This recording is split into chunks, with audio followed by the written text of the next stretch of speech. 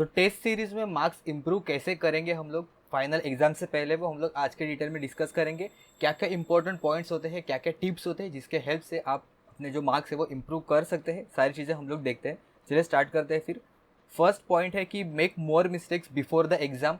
Exam के पहले जितने आप मिस्टेक कर सकते हो उतना कर लो। ये मैं जानबूझ के कह रहा हूँ क्योंकि आपको फाइनल एग्जाम में मिस्टेक्स कम करने हैं। तो आपके कौन से मिस्टेक्स हो रहे हैं ये आपको सबसे पहले पता होना चाहिए। आपका फॉर्मूला बेस में यहाँ पे मिस्टेक हो रहा है कि आपको कंसेप्चुअल समझ में नहीं आ रहा है, कि आपका फैक्चुअल डेटा में वीक है, कौन से टाइप के मिस्टेक्स आपके हो रहे हैं। कभी कभी हम लोग थ्री फेज का कैलकुलेशन करते वक्त 3 से मल्टीप्लाई करना भूल जाते हैं, या फिर आरएमएस कैलकुलेट करते वक्त वहाँ पे मिस्टेक्स हो जाता है। बहुत सारी चीज़ें ऐसी होती है जो हम लोगों को पता नहीं होता, हम अज्यूम कर लेते हैं। लेकिन फाइनल एग्जाम से पहले अगर हमें समझ आया कि यहाँ पे अपना मिस्टेक्स हो रहा है, तो वहाँ पे हम लोग फाइनल एग्जाम में जाके हमें याद आ जाएगा कि हमें ये मिस्टेक की थी टेस्ट सीरीज में, तो अभी हम लोग वो मिस्टेक को दोबारा रिपीट नहीं करेंगे। तो ये होता है सबसे फर्स्ट नंबर पॉइंट, कि अभी जो मिस्टेक करना है वो कर लो। तो इसके लिए आपको मैक्सिमम टेस्ट है वो अपियर करना है। टेस्ट अपियर नहीं किया फिर भी एमसीक्यूज तो कम से कम एटलीस्ट सॉल्व करना। एमसीक्यू सॉल्व करते आपको समझ में आ जाएगा कि ये मिस्टेक्स मैंने सॉल्व करते वक्त की थी, तो आप वो टेस्ट सीरीज में वो मिस्टेक्स कम कर सकते हो। और अगर टेस्ट सीरीज में कुछ मिस्टेक किया तो फाइनल एग्जाम में वो मिस्टेक्स है वो कम कर सकते हो। तो इसलिए make more mistakes before the exam. Second point is learn from your mistakes. अगर आपने मिस्टेक्स किया भी, लेकिन वही मिस्टेक अगर आप दोबारा करोगे, 3 बार करोगे, तो उसका कुछ फायदा होने वाला नहीं है। तो इसलिए अपने मिस्टेक से आपको सीखना पड़ेगा कि मैंने यहाँ पे मिस्टेक किया है। चाहिए तो अगर आप लिख के लो एक पॉइंट में, नेक्स्ट टेस्ट अपियर करने से पहले एक बार वो देख लेना कि क्या क्या अपने मिस्टेक्स हो रही है। पॉइंट्स मतलब ऐसा नहीं कि ये मिस्टेक इन डिटेल में नहीं लिखोगे, पॉइंट्स में लिखोगे एक बुलेट करके कि ये पर्टिकुलर टॉपिक में मेरा √3 लेना भूल गया था, मैं डिवाइड करने की जगह पे मैंने मल्टीप्लाई किया था, 3 फेज का पूछा था मैंने सिंगल फेज का कैलकुलेट किया। ऐसे बहुत सारे मिस्टेक्स होती है। या फिर फॉर्मूला बेस पे हम लोग अंडर रूट लेना भूल जाते हैं कभी कभी आरएमएस का वैल्यू कैलकुलेट करते वक्त। ऐसे बहुत सारे मिस्टेक्स होती है। तो ये पॉइंट में लिख लेना, और एक बार एग्जाम के पहले वो आप ज़रूर से पढ़ के जाना एक रात पहले, तो आपको याद में आ जाएगा कि ये मिस्टेक्स है। और अभी मिस्टेक करोगे तो फाइनल एग्जाम में आप मिस्टेक्स है वो कम करोगे। तो इसलिए लर्न फ्रॉम योर मिस्टेक्स, और अपने कॉपी में नोट डाउन करना अगर पॉसिबल है तो। Point number 3 is paper analysis करना बहुत इंपॉर्टेंट है। स्टूडेंट्स क्या करते हैं, सिर्फ टेस्ट सीरीज देते हैं, पेपर देते जाते हैं, सॉल्व करते जाते हैं, लेकिन अपनी मिस्टेक्स कहाँ पे हो रही है उनको पता ही नहीं चलता। इसलिए पेपर एनालिसिस करना भी बहुत इंपॉर्टेंट है। पेपर एनालिसिस आप कैसे कर सकते हो, मैंने लास्ट वीडियोज़ में कुछ ब्रीफली बताया था कि कैसे आप कर सकते हो। पेपर एनालिसिस का पोर्टल होता है। आप पेपर अटेम्प्ट करने के बाद जो कोई भी जिसका आप टेस्ट सीरीज दे रहे हो, वो डिफरेंट टाइप में आपको बताएगा कि आपका टेक्निकल में वीक हो रहा है, कि आपका नॉन टेक्निकल में वीक हो रहा है, कौन से टॉपिक में आपका वीक मार्क्स है वो आपने लूज कर दिए, कौन से पेपर कौन से क्वेश्चन में आपने सबसे ज़्यादा टाइम अटेम्प्ट किया, एवरेज स्टूडेंट ने वो क्वेश्चन है वो कितने टाइम में सॉल्व कर दिया। तो इससे भी आप पता लगा सकते हो कि एवरेज स्टूडेंट अगर सपोज 20 सेकंड में सॉल्व करे और मुझे 1 से 1.5 मिनट लग रहा है, तो इसका मतलब कहीं ना कहीं पे मुझे शायद वो ट्रिक पता नहीं है, या फिर वो पर्टिकुलर टॉपिक में मेरे ज़्यादा मिस्टेक्स हो रहे हैं। तो उससे रिलेटेड आप ज़्यादा क्वेश्चन है वो सॉल्व कर सकते हो। तो टेक में अगर आपको पता चल गया किसी 2-3 टॉपिक में आप ज़्यादा मिस्टेक्स कर रहे हो, तो वो टॉपिक के और भी क्वेश्चंस अगर आपके पास बुकलेट वगैरह है या फिर ऑनलाइन भी आपको मिल जाएगा, वहाँ से आप सॉल्व कर सकते हो पेपर एनालिसिस का। अगर आपको भी कुछ डाउट है तो आप मुझे अपना स्क्रीनशॉट वगैरह भेज सकते हो एनालिसिस का। मैं आपको एक ब्रीफ में बता दूंगा कि आप क्या क्या किस पॉइंट पे आप ज़्यादा वर्क कर सकते हो। तो इसके अकॉर्डिंग आप एक पर्टिकुलर सब्जेक्ट का या फिर टॉपिक का आप फाइंड आउट कर सकते हो। टेक में अगर आपके ज़्यादा मार्क्स जा रहे हैं तो आप उस पर वर्क करो एनालिसिस करके, वहाँ पे इन डिटेल में दिया रहेगा। आपको मैं नेक्स्ट स्लाइड पे बता दूंगा कि एक स्टूडेंट ने मुझे भेजा था स्क्रीनशॉट, उसके ऊपर हमें पता चल जाएगा। नॉन टेक में आपके कहाँ पे जा रहा है, तो वो टॉपिक बाय टॉपिक भी देते हैं कि पजल में आपका मार्क्स जा रहा है, या फिर सीटिंग अरेंजमेंट में जा रहा है, या फिर नंबर सीरीज में आपका मार्क जा रहा है। तो ऐसे टाइप को आपका समझ में आ जाएगा कि अपने कौन से टॉपिक वीक है, और वो पर्टिकुलर टॉपिक के और क्वेश्चन सॉल्व करना। सिर्फ क्वेश्चंस देख के मल्टीपल टेस्ट सीरीज अटेम्प्ट करने से कुछ नहीं होगा। आपको एनालिसिस के लिए भी थोड़ा बहुत टाइम तो देना पड़ेगा। अगर आपने 2 घंटे का पेपर दिया तो कम से कम 1.5 घंटा तो आपको देना पड़ेगा, 1.5 से 2 घंटा पेपर एनालिसिस करने में, ताकि आपको उससे जो मिस्टेक्स है वो समझ में आ जाएगा। एनालिसिस करने के बाद एनालिसिस करके जो क्वेश्चन आपके मिस्टेक्स हुए वो वापस से दोबारा रिपीट मत करना। अगर एज इट इज़ क्वेश्चन आया तो शायद आ भी सकता है, एग्जैक्ट नहीं आया फिर भी उससे थोड़ा बहुत मिलता जुलता क्वेश्चन आ सकता है। तो इसलिए पेपर एनालिसिस करना बहुत इंपॉर्टेंट है। तो एक स्टूडेंट ने मुझे स्क्रीनशॉट भेजा, तो उसके हेल्प से मैं बता देता हूँ आपको। तो यहाँ पे पार्ट 1 मतलब जो टेक्निकल वाला पोर्शन है, टोटल 120 मार्क्स का, उसमें से उसने स्कोर किया था 86 मार्क्स आउट ऑफ 120। अच्छा है, यहाँ पे एक्यूरेसी आप देख सकते हो 71.7%। It is pretty good, average से ज़्यादा एक्यूरेसी है। लेकिन एक्यूरेसी हमें ज़्यादा करना पड़ेगा और और एक्यूरेसी हमें बढ़ाना पड़ेगा। मिनिमम आपका एक्यूरेसी 80+ तो होना ही चाहिए अगर आपको फाइनल एग्जाम में आना है। तो यहाँ पे टाइम स्पेंड भी दिखता है टोटल सेक्शन में, यानी कि टेक्निकल में इन्होंने 40 मिनट्स, अराउंड 40 मिनट्स यहाँ पे इन्होंने स्पेंड किया था और उसमें से इन्होंने 86 मार्क्स है वो स्कोर कर दिए थे, क्योंकि हर एक क्वेश्चन के लिए हमें 2 मार्क्स मिल रहे हैं टेक्निकल में। और सेकंड देख सकते हैं नॉन टेक्निकल में ऑलमोस्ट सवा घंटा यहाँ पे इन्होंने यूज़ किया था, लेकिन उसमें से इन्हें सिर्फ मिला 37 मार्क्स। तो हम लोग देख सकते हैं कि नॉन टेक में हमें ऑब्वियसली ज़्यादा टाइम है वो स्पेंड करना पड़ेगा।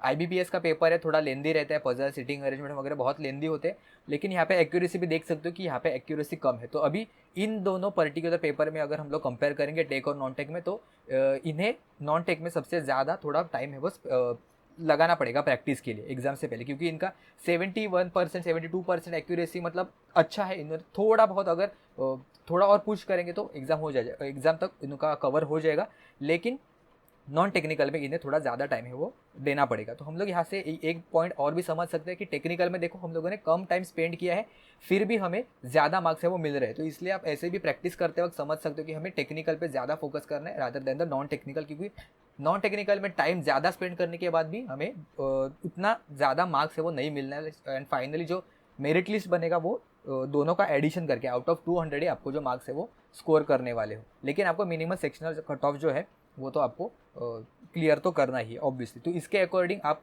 अपना एक्यूरेसी वो बढ़ाने की कोशिश करना, मिनिमम 80+ तो आपका एक्यूरेसी तो होना ही चाहिए। आपको यहाँ से समझ में आएगा कहाँ पे आपका एक्यूरेसी कम है। यहाँ पे सिर्फ पार्ट वाइज दिया है आपको, अगर कोई आपका और टेस्ट सीरीज वाला रहेगा तो उनके पोर्टल पे इन डिटेल टॉपिक वाइज या फिर सब्जेक्ट वाइज भी आपको मिल जाएगा। नेक्स्ट पॉइंट है कि attempt test series in the actual exam time. तो अभी आप तो एडमिट कार्ड तो आ गया है, तो वो पर्टिकुलर टाइम में ही आपको एग्जाम देना है। अगर आपका मॉर्निंग स्लॉट में है तो मॉर्निंग स्लॉट में दो, अगर आपका इवनिंग स्लॉट में है तो इवनिंग स्लॉट में अभी प्रैक्टिस करते वक्त दो। अभी अभी हम लोग ऐसे अज्यूम करेंगे कि सपोज एग्जाम हो भी गया, वर्स्ट केस सिनेरियो, और जिन लोगों का एग्जाम सेंटर एक ही जगह पे है तो वो तो दोनों पेपर अटेम्प्ट करेंगे ऑब्वियसली। तो इसलिए कंटिन्यूस जो 4 घंटे का है तो आप ऐसे ही प्रैक्टिस करना, मॉर्निंग के 2 घंटा, बाद में आधा 1 घंटे का ब्रेक लेके वापस से 2 घंटा दूसरा पेपर का प्रैक्टिस करना, अगर AE और JEE आपके पास दोनों अवेलेबल है तो। नहीं तो अगर आपने किसी टेस्ट सीरीज में AE का ही लिया है, सिर्फ JEE के लिए, तो उसके 2 पेपर से वो सॉल्व कर देना। लेकिन कंटिन्यूस 4 घंटा मतलब सिर्फ बीच में आधा घंटे का ब्रेक या फिर 1 घंटे का ब्रेक लेके कंटिन्यूसली आपको ये 4 से 5 घंटा पेपर देने का प्रैक्टिस करना पड़ेगा अभी आने वाले 3-4 दिन में। तो आपका एक माइंडसेट क्रिएट हो जाएगा कि हमने ऑलरेडी प्रैक्टिस की है। वो जो कॉन्फिडेंस है वही आपको फाइनल एग्जाम के लिए हेल्प करेगा। तो अभी वो पर्टिकुलर टाइम में ही पेपर देना और अपना जो कॉन्फिडेंस है वो बूस्ट करना। तो ये था पॉइंट नंबर 4 की attempt test series in the actual time. And next is time management. तो टाइम मैनेजमेंट हम लोग कैसे कर सकते हैं, मैं ब्रीफ में बता देता हूँ। टोटल अपना पेपर है वो 120 क्वेश्चन है एंड टोटल है 120 मिनट्स। ठीक है, तो सबसे पहले अपना सबसे ज़्यादा वेटेज किस में है, टेक्निकल में, करेक्ट। तो हमें सबसे पहले टेक्निकल को अटेम्प्ट करना है, मतलब मैं तो पर्सनली सजेस्ट करूँगा, बाकी आपकी मर्जी। टेक्निकल में अपने 60 क्वेश्चन है, 60 क्वेश्चन है वो अपने फर्स्ट स्कैन में यहाँ पे लिख देता हूँ। फर्स्ट स्कैन मतलब जो कोई भी आपको आता है वो तुरंत देख के ही अगर आपने टिक कर सकते हो। अगर आपको लग रहा है थोड़ा बहुत डिफिकल्ट है, यहाँ पे मेरा टाइम थोड़ा ज़्यादा लग सकता है ये पर्टिकुलर क्वेश्चंस को, मुझे आता है लेकिन मुझे टाइम लगेगा, तो इसको मार्क फॉर रिव्यू करके आगे बढ़ जाने का। आपको क्वेश्चन देख के ही पढ़ के हार्डली एक 10-15 सेकंड में हम लोग क्वेश्चन पढ़ के समझ में आता है कि ये मेरे कैपेसिटी में है कि नहीं, मतलब ये मैं सॉल्व करूँगा, कर सकता हूँ, या फिर नहीं मैं सॉल्व नहीं कर सकता, मैंने कभी पढ़ा भी नहीं है। तो नहीं आता है तो स्किप कर दो, अगर आता है तो तुरंत के तुरंत सॉल्व कर दो। और अगर आपको लग रहा है कि हाँ अभी आता है मुझे लेकिन इसके लिए टाइम लगेगा, तो उसको मार्क फॉर रिव्यू करके छोड़ दो। तो आपको जो टेक्निकल का फर्स्ट स्कैन होगा वो ऑलमोस्ट 30 से 40 मिनट्स के बीच में होना चाहिए, इससे ज़्यादा टाइम नहीं लगना चाहिए। अगर आपको लग रहा है कि ज़्यादा टाइम लग रहा है तो फटफट स्कीम करके आप आगे बढ़ सकते हो, यानी कि ऊपर से देख के आता है टिक कर, तो आता है ईजी क्वेश्चन है तो टिक कर दो, नहीं तो आगे बढ़ते जाओ। तो अभी प्रैक्टिस करते वक्त, टेस्ट सीरीज में प्रैक्टिस करते वक्त आप ऐसे प्रैक्टिस कर सकते हो। नॉन टेक्निकल में आपको थोड़ा टाइम लग सकता है। नॉन टेक्निकल में मैं बोलूँगा यहाँ पे अपने 60 क्वेश्चंस ही है, यहाँ पे 60 क्वेश्चंस में आपको अप्रॉक्सीमेटली 40 से 50 मिनट्स है वो लगना चाहिए, क्योंकि कुछ क्वेश्चंस होते हैं वो आपका टाइम वेस्ट करने के लिए आएंगे, तो वो भी आपको जज करते आना चाहिए कि नहीं ये मेरा जो क्वेश्चन है वो बहुत टाइम लेके जाएगा लेकिन उसके बदले में मुझे सिर्फ सिंगल मार्क देगा, एक मार्क देगा। उससे अच्छा है मैं वही पर्टिकुलर टाइम 2-3 टेक्निकल क्वेश्चंस में अगर गुजर और वहाँ पे करेक्ट भी आ गए, 3 क्वेश्चंस मेरे करेक्ट आ गए, तो वहाँ पे डायरेक्टली मुझे 6 मार्क्स मिलेंगे। लेकिन वही टाइम अगर मैं नॉन टेक्निकल के एक क्वेश्चन पे वेस्ट कर दूँ तो वहाँ पे मुझे सिर्फ सिंगल मार्क मिलने वाला है, 1 मार्क मिलने वाला है। तो ये आपको जज करते आना चाहिए कि कौन सा क्वेश्चन स्किप करना है या फिर कौन सा क्वेश्चन आपको टाइम देके सॉल्व करना है, स्किप तो कोई नहीं करना है, क्योंकि ऑब्वियसली हमें फाइनल जो आखिरी के 5 मिनट रहेंगे वहाँ पे आपको सभी के सभी अटेम्प्ट करने हैं, क्योंकि निगेटिव मार्किंग नहीं है तो सभी करना है, लेकिन उसके पहले करेक्ट अपना एक्यूरेसी बढ़ाना है। तो इसलिए आपका करेक्ट आंसर जो है वो आपको टिक करके आना है। तो इसमें आपका फर्स्ट स्कैन में टोटल 1.25 से 1.5 घंटा जाएगा, ऐसा मैं अज्यूम करूंगा ये कैलकुलेट करके। 1.25 से 1.5 घंटे में आपका फर्स्ट क्वेश्चन के सारे 120 क्वेश्चंस आपके नज़रों के सामने से जाने चाहिए कि ये क्वेश्चंस है। कभी कभी ऐसे होता है कि स्टार्टिंग में ही हम लोग टाइम वेस्ट कर देते हैं और आखिर में बहुत ईजी क्वेश्चंस होते हैं जो हम लोग को आते भी है, लेकिन स्टूडेंट को टाइम मैनेज करना नहीं आता है, क्योंकि उनको पता नहीं होता कि 2 या 3 स्कैन में हम लोगों को क्वेश्चन सॉल्व करने होते। ईजी वाले सबसे पहले अटेम्प्ट करो, उसके बाद मीडियम वाले और उसके बाद हार्ड वाले। सोचे 2 से 3 स्कैन में हम लोग सॉल्व कर सकते हैं। अभी ये पेपर के लिए 2 ही घंटा है तो 2 स्कैन मेरे लिए सफिशिएंट रहेगा। सेकंड स्कैन में हम लोग जो रिमेनिंग क्वेश्चंस है तो वापस से हम लोग आएंगे टेक्निकल पे 120 क्वेश्चंस ये देखने के बाद, टोटल 120 क्वेश्चंस देखने के बाद वापस हम लोग आएंगे टेक पे, क्योंकि टेक ही अपना इंपॉर्टेंट है। उसमें जो कोई भी अभी हमारे क्वेश्चंस आते हैं अच्छे से, मतलब जो हम लोगों ने मार्क फॉर रिव्यू करेंगे, मार्क फॉर रिव्यू के लिए हम लोगों ने रखा था उसको सबसे पहले सॉल्व करेंगे। उसके बाद वापस अगर हमें टाइम मिला तो हम लोग जाएंगे नॉन टेक पे, जो आ सकते हैं वहाँ पे भी टाइम वेस्ट नहीं करेंगे। तो इसके लिए हम लोग लास्ट के जो 30 मिनट्स या फिर जो 45 मिनट्स है उसमें से मैं अज्यूम करूँगा एक 30 या फिर चलो 30 से 35 मिनट्स के लिए अगर हमें लगा, क्योंकि यहाँ पे मैंने 30 से 45 मिनट्स मैंने यहाँ पे रखा, तो इसलिए मैंने 35 मिनट्स के लिए सेकंड स्कैन भी हो गया। और अगर जो कि भी अभी फाइनल एक्सट्रीम लेवल पे जाके अगर आपको एक बार स्कैन करना है और तो वो एक बार कर सकते हो कि एक लास्ट अटेम्प्ट मार के देखते हैं लास्ट के 5 मिनट्स में। और अगर वो भी नहीं आया तो लास्ट जो 5 मिनट्स अपने पास बचेंगे, लास्ट 5 मिनट्स में आपके जो कोई भी क्वेश्चंस बचे हैं वो सभी को आपको टिक करके आना है। अगर आपको करेक्ट आता है तो भी, नहीं आता है तो भी, मतलब जो कोई भी ऑब्वियसली करेक्ट है तो आपने सॉल्व किया ही रहेगा, जो कोई भी नहीं आते उसको भी अटेम्प्ट करना है, क्योंकि नेगेटिव मार्किंग यहाँ पे नहीं है। तो नेगेटिव मार्किंग नहीं है तो आपको सारे के सारे 120 क्वेश्चन है वो अटेम्प्ट करके ही आने हैं। अगर आपने एक भी क्वेश्चन नहीं करके आया है टिक, तो आप समझ लें कि कहीं पे अपने जो चांसेस है वो खो देंगे, क्योंकि बाकी के जो स्टूडेंट जो सिलेक्ट होने वाले हैं वो तो सभी क्वेश्चंस अटेम्प्ट करके आने वाले हैं। And the last point is practice करते वक्त ये समझ लेना कि जो अपने टेस्ट सीरीज के मार्क्स है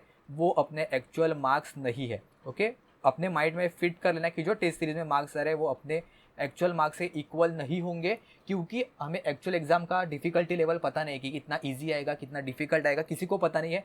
टेस्ट सीरीज में मार्क्स कभी कभी बहुत ही ज़्यादा आते हैं क्योंकि वहाँ पे पेपर इजी होता है, और जो एक्चुअल एग्जाम होता है वो बहुत डिफिकल्ट होता है, तो वहाँ पे लो स्कोर पे भी आपका मार्क्स आ सकता है। या फिर ऐसे हो सकता है कि टेस्ट सीरीज में आपका मार्क्स बहुत कम आ रहा है लेकिन एक्चुअल एग्जाम में बहुत ही पेपर ईजी है, तो आपका जो मार्क्स है वो बढ़ सकता है वहाँ पे। तो ये टेस्ट सीरीज है वो अपने कितने मार्क्स आएंगे पेपर में ये प्रेडिक्ट करने के लिए मत यूज़ करना। फर्स्ट ऑफ ऑल इज आपका जो टाइम मैनेजमेंट है उसके लिए आपको देखना है। सेकेंड पॉइंट इज आपके कहाँ पे मिस्टेक्स हो रहे हैं ये आपको देखना है।